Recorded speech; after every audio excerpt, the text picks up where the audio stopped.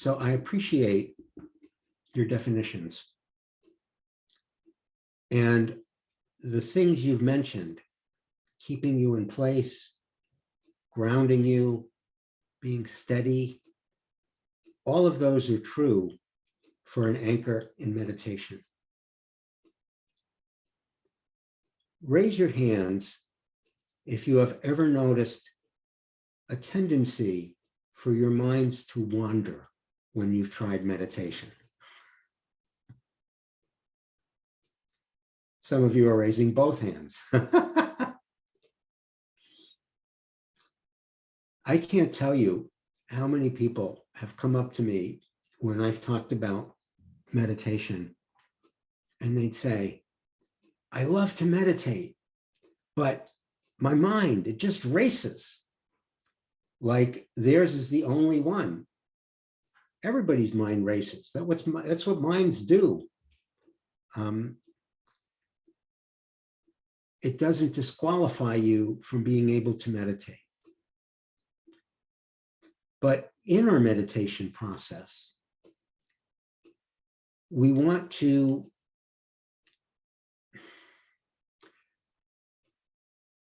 be able to focus, be able to be present. And to do that, it helps to have an anchor. And the anchor is the place that you go back to. It's the place where you ground yourself. So for many people, the anchor is the breath. It's not about changing your breath necessarily. There are meditations where people do particular breath patterns, but those can be wonderful, and it's just not where I'm going. This is sort of a basics course. But we're always breathing. None of you has ever not breathed since you were born. And breath is always changing. Breath connects us. We breathe out what the trees breathe in, and the trees breathe out what we breathe in. We are taking molecules from, I don't know, thousands of people, different people in every breath. And our molecules of expelled air are being breathed by thousands of people. It's a way of connection that you may not have thought of. It can be a mirror to see where you are, what's going on with you as you try and follow your breath. And it's a metaphor for life. Always changing, it's flowing, it's moving, almost like the clouds in the sky. Now, a focus on the breath can be done in several different ways, but actually I'm going to say something before that. It may not be good for everyone. There are people who have experienced trauma that is associated with breathing. And so consciously focusing on breathing can recreate the trauma. There are people who have asthma or other difficulties breathing. And so breath may not be the anchor that they want to return to. So if, as we practice, you find that breath is not comfortable for you, that it's making you feel anxious or scared, or it's bringing up feelings from the past that you are not comfortable experiencing, then please don't use breath as your anchor. You can use the feelings of your hands. Just concentrate on how your hands are feeling and focus on that. You can use the ambient sounds in wherever you're located, also as an anchor. You can use the feeling of your butt on whatever you're sitting on, or your feet on the floor. But it's important to find an anchor that is safe. So with that said, I'm going to talk about the anchor of the breath. There can be different ways to tune into breath. You can feel the air coming in your nostrils and going out.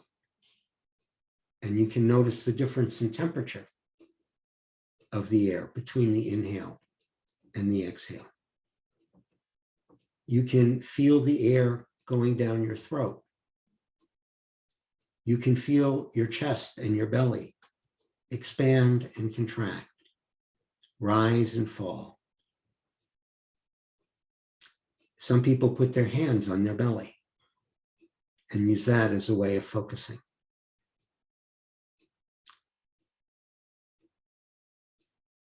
A teacher named Micah Morelli wrote that you can become a connoisseur of breath in the way that some people become connoisseurs of wine or chocolate.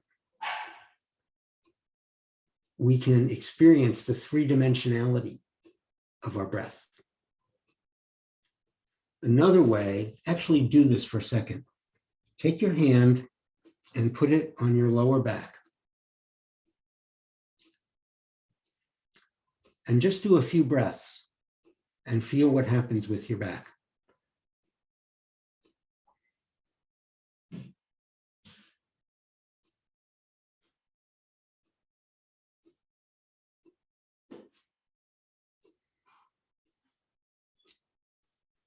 Everybody feel motion? Feel your back moving? So that's another touch point. It's another way of focusing on your breath. Now, some people count breaths as a way of trying to maintain focus. And you can do that. You can also, perhaps a technique for those of you that are experienced with watching your breath, you can also focus on the pauses.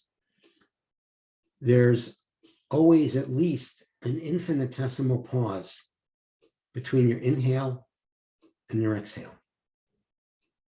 And you can pause longer than that. And there can be a silence in that space of pausing that can be profound for people. Will our minds wander? You betcha. You betcha. If you do our meditation and your mind doesn't wander, please teach next week's class, because I want to learn from you.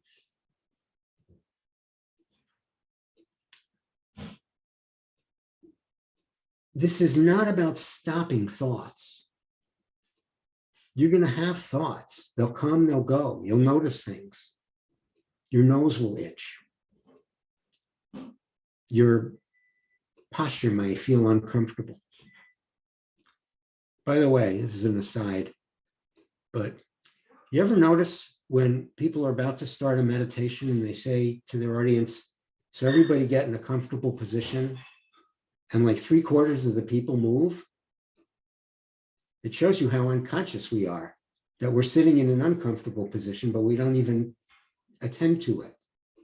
And when we talk about meditation of the body, we'll focus on that more. So we're not stopping thoughts. If you have thoughts, you have thoughts. Let them go by. If you have feelings, you'll have feelings. Let them go by. The nature of thoughts and feelings is that they're both transient. And they're only not transient when we're holding on to them. So if we have a belief that reinforces a feeling, and these are usually on the negative side, it's usually not, I believe that I am a wonderful person and a gift to everybody who meets me, And consequently, I walk around with the feeling of joy all the time. That would be lovely. That would be a good loop. But most of us have the loop of XYZ is wrong with me. And I feel sad or bad or scared or shame, or I don't like myself, or some combination of these. And when the belief system reinforces the feeling, and then the feeling reinforces the belief system, that's when they stick around. That's when they get stuck. So try and let it go. Try and just notice that it's there. It's a thought, it's a sensation, and then come back to your anchor. If your anchor is the breath, come back to the breath.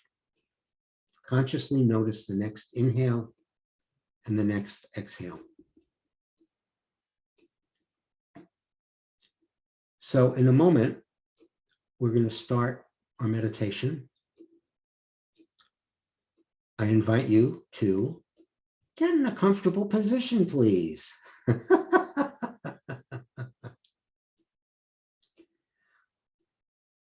If it works for you, generally, if you're sitting in a chair, having your feet uncrossed and your arms not like this, but on your arms of your chair, on your lap, or together in your lap, something comfortable. Some people sit cross-legged to meditate. Some people who I think are a different species than me can do things like sit in a full lotus. Can't imagine how they do that. I personally have a meditation bench, and that's where I usually do my meditation. But if you can be upright, that's helpful. But it doesn't matter. You can meditate prone, and I have. And decide on what your focus will be. And if you're sitting, see if you can imagine that there's a string above your head that's pulling your head up just a little bit. So you're not being ridiculous. You're not standing at attention, but you're not slouching. And if you can keep your head upright as opposed to like this, that can also make you more open to whatever flow there is. So with that, please close your eyes if you're willing. If closing your eyes feels uncomfortable, then close them mostly and have a soft gaze so that you're not looking at a visual field to get distracted by it. And we'll start by taking 3 deep, slow breaths to a count of 5, and I will count them for you. So inhale, 1, 2, 3, 4, 5. Exhale, 1, 2, 3, 4, 5. Inhale, 1, 2, 3, 4, 5. Exhale, 1, 2, 3, 4, 5. Inhale, 1, 2, 3, 4, 5. Exhale, 1, 2, 3, 4, 5. And now let your breath return to normal. And we will sit for about 10 minutes. And I will give prompts from time to time, but we'll mostly be in silence. And I will start us off with the chime.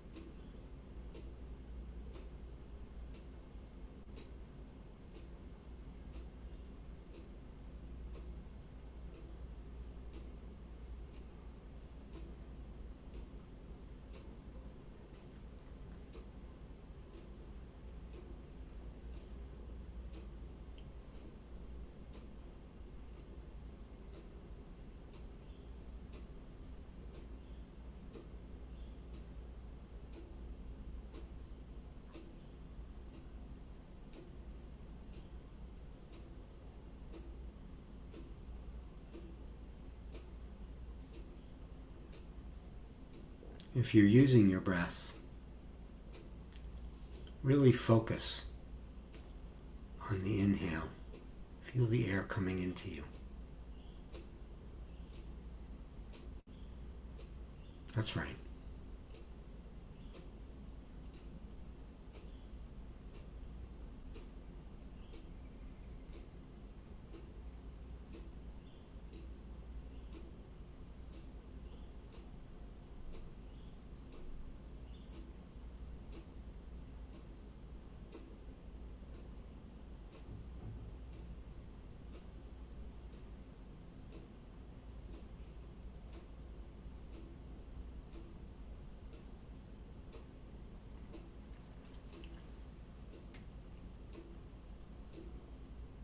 And if you find yourself becoming distracted with other thoughts or feelings, it's okay. It's just fine. Gently return your attention back to your anchor.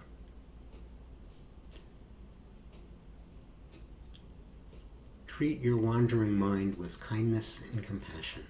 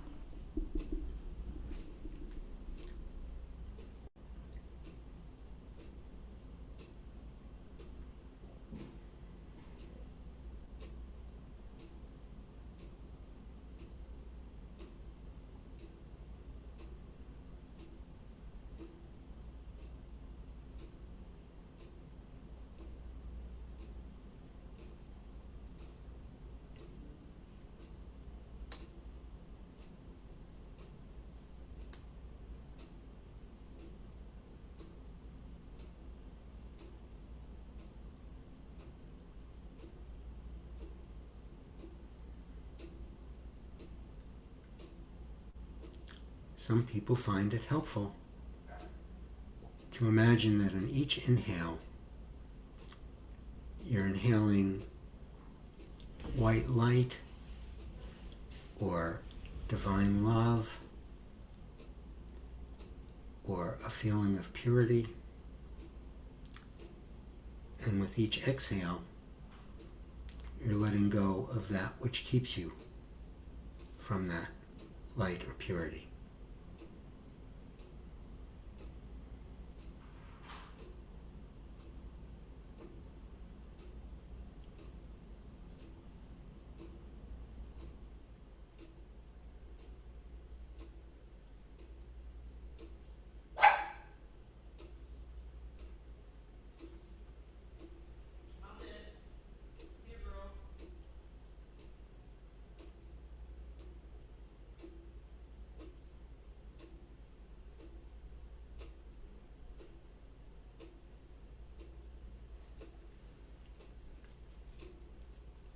And again, if your mind wanders,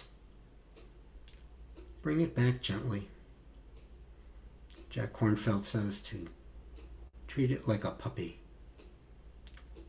And now that I have a puppy, I've learned that it works to use positive reinforcement, not negative reinforcement.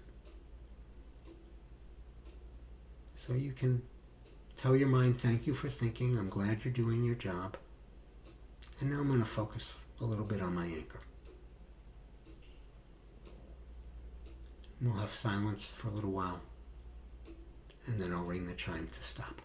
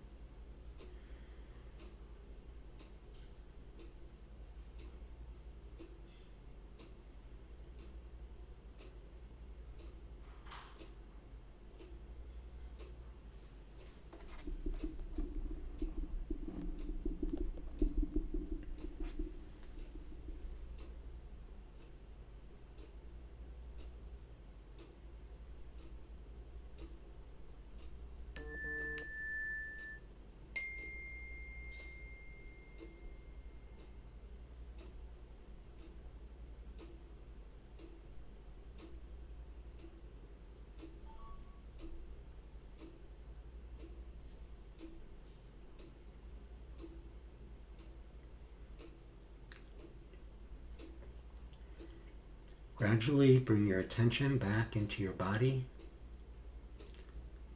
Notice your feet on the floor or wherever they are, your butt on the chair, the location of your arms, your chest, your head. Remember the room that you're in. When you're ready, you can come out of meditation and open your eyes.